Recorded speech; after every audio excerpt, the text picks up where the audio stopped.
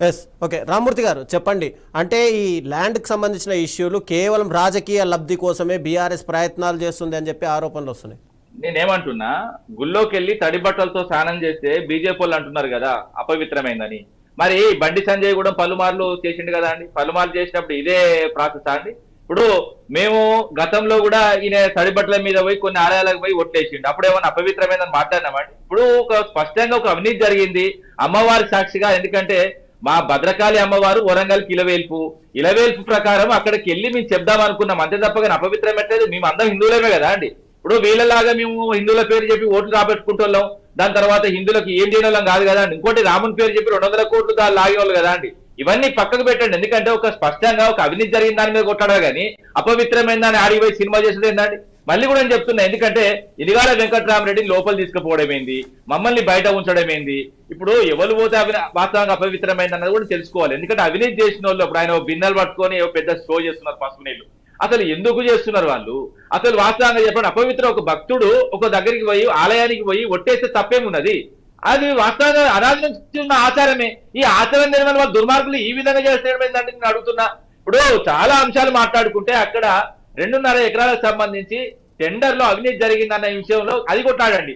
అక్కడికి పోండి మీరు టెండర్లో మొన్న టెండర్లో అయ్యే దగ్గర బీజేపీ వాళ్ళు కూర్చున్నారు బ్రహ్మాండంగా. దానికి వాస్తవంగా నేను కూడా లోపల ఇంటర్నల్ గా వాస్తవంగా మంచిగానే చేస్తున్న ప్రోగ్రామ్ అనుకున్నా. కానీ ఈ రోజేనండి ఈ సినిమా. ఇప్పుడు పోండి కూడా సంబంధించిన ఆఫీసు ముట్టడించండి, అవన్నీ మొత్తం బయట పెట్టమని చెప్పండి. గది కానీ ఇక్కడ ఎట్లా అపవిత్రమైందండి? దేవుని మీద ఒట్లయితే అపవిత్రమైతే ఎట్లా అంటారు?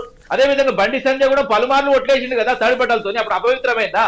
అప్పుడు అపవిత్రం కాదు, ఇప్పట్లో అపవిత్రం అవుతుంది. నాకు అర్థం కాదు. కానీ ఇవన్నీ పక్కన పెట్టి నేనేమంటున్నా, నిన్న నా గొంతు పట్టుకొని వచ్చిందండి ఇక్కడ వాస్తవంగా పోలీసు వాళ్ళు. నేను కూడా అక్కడ ఉండడం జరిగింది. నా గొంతు పట్టుకొని ముందుకు తీసుకుపోయి నన్ను అరెస్ట్ చేసి మధ్యాహ్నం దాకా కూర్చోడం జరిగింది. మేము ఏం పాపం చేసినామండి? అవినీతి జరుగుతుంది, ప్రజాపాలన అని చెప్పి ఆ ప్రభుత్వంలో వచ్చినారు. ఏదైతే ఎక్కడైనా ఎవరైనా కూడా మీరు ప్రశ్నించుకోవచ్చు, ఏదైనా ఉద్యమాలు చేసుకోవచ్చు అన్న ఈ ప్రభుత్వము కనీసం ప్రశ్నిస్తే తీసుకుపోయి పోలీస్ స్టేషన్లో పెట్టండి. కనీసం దేవునికి సంబంధించి మేము లోపలి పోనీకి కూడా అర్హత లేదా అండి? ఇది ఎక్కడి పరిపాలన అండి? ఇంత నిర్బంధ పరిపాలన. ఇప్పుడు వాస్తవంగా మీ గుడికి వచ్చినాం, గుడికి వచ్చిన లోపలికి పోయినాం, లోపలికి పోయి ప్రయత్నం చేస్తే ఆపిల్లు.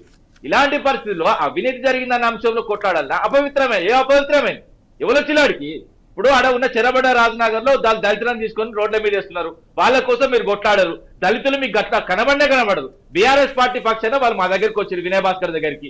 వాస్తవంగా అప్పటి నుంచి ఇప్పటి వరకు వాళ్ళ కోసం కొట్లాడుతున్నాం, వాళ్ళకి జాగా కావాలని. సరే వాళ్ళ ఆలయం పరిసరాల్లో ఉన్నారు కాబట్టి వాళ్ళకి ఏదైతే ఎంత కోల్పోతుందో అంత ఇవ్వాలని పక్కనే ఎల్బీ కాలేజ్ సంబంధించిన జాగా ఉంటుంది, అందులో వీళ్ళకి ఫెసిలిటేషన్ చేయాలని మేము కొట్లాడుతున్నాం.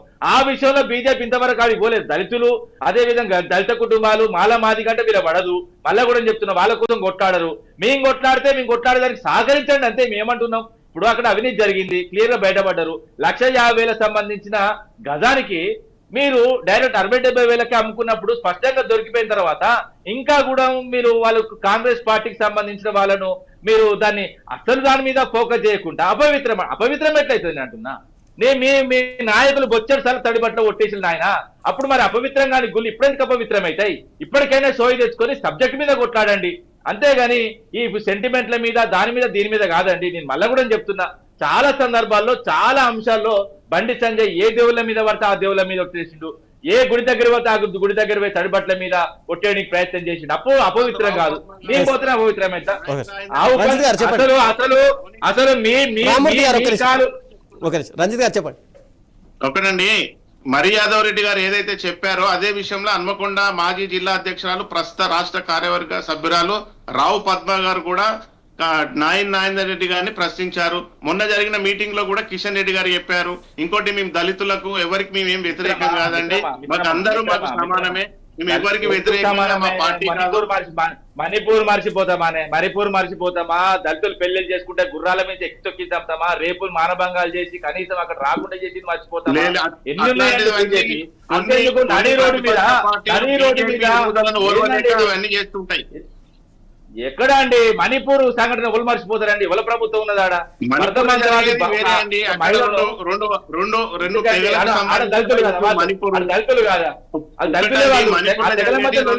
సంబంధించిన విషయాలు ఎక్కడ దానికో ఆ, ఇక్కడ సరే దాన్ని అండి. ముడిపెట్టేసి BJP ఇక్కడ మాత్రం ఓకే, అందరూ సమానం. ఓకే. రంజిత్ గారు, ఒక నిమిషం. రంజిత్ గారు. రంజిత్ గారు చెప్పండి. అంటే బీజేపీ సంబంధించి బీజేపీకి సంబంధించి నరిడోడి మీద దొరికిన వాళ్ళ మరి పరిస్థితి ఏంటంటే మరి మీ పార్టీ చేయమన్నదా ఏందని మరి మాట్లాడుకుంటే మీరు ఏదో చెప్పారండి, ఏదో చెప్పబోతున్నారు. ఎస్ ఎవరు చెప్పారు? రంజిత్ గారు చెప్పండి. అంటే తడి బట్టలతో అటు బీఆర్ఎస్ నాయకులు గుళ్ళోకి వెళ్తేనేమో అపవిత్రం అంటున్నారు. మరి మీ పార్టీకి సంబంధించినటువంటి బండి సంజయ్ ఎన్నోసార్లు తడి బట్టలతో నేను గుళ్ళోకి వస్తాను అని చెప్పి ఎన్నోసార్లు చెప్పారు. అంటే అప్పుడు అపవిత్రం అనిపించారు. ఆల్రెడీ యాదగిరిగుట్ట పోయిండు తడిచిండు, అదే విధంగా హైదరాబాద్ సంబంధించి చార్మినార్ దగ్గర పోయిండు ఆడ తడిచిండు. ఏది ఎందుకు లేవండి, బొచ్చడు ఉన్నాయి అవన్నీ.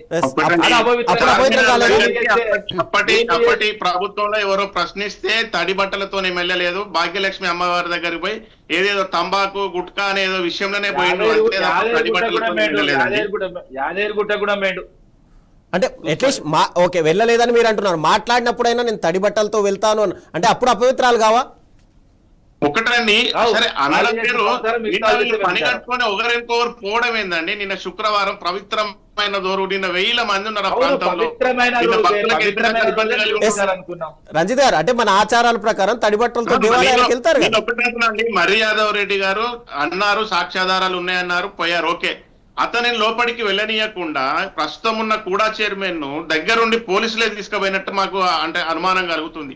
తనని ఆపినట్టు చిన్న క్లారిటీ. ఇప్పుడు మేమైతే మమ్మల్ని టెంపుల్ లాగా పోనీయలేదు. సరే, ఇప్పుడు అక్కడ కుడా చైర్మన్ ఎవరైతే ఉన్నారో ఇనిగాల వెంకటరామరెడ్డి అంటే గుళ్ళోకి పోతే అపవిత్రమైంది అనుకుంటున్నారా, లేకపోతే మేము వచ్చినందుకు అపవిత్రమైతుందా? ఒకటి క్లారిటీ ఇవ్వండి మీరు. గుళ్ళకి పోవడం అపవిత్రమే. ఇప్పుడు మరి యాదవ్ రెడ్డి గారిని వెళ్ళనీయకుండా ఆపారు, తనను కూడా ఎందుకు ఆపలేకపోయారు పోలీసు వాళ్ళు? ఇనిగాల వెంకటరామరెడ్డి గుళ్ళకి కూడా అపవిత్రం అంటారు మీరు, అంతే కదా? ఇప్పుడు మర్రి యాదవ్ రెడ్డి గారిని ఆపినట్టు ఇనుగోల అంటే ఆయనను ఎందుకు ఆపలేకపోయారు ప్రస్తుత చైర్మన్ ను? కూడా ఆపాలి కదా.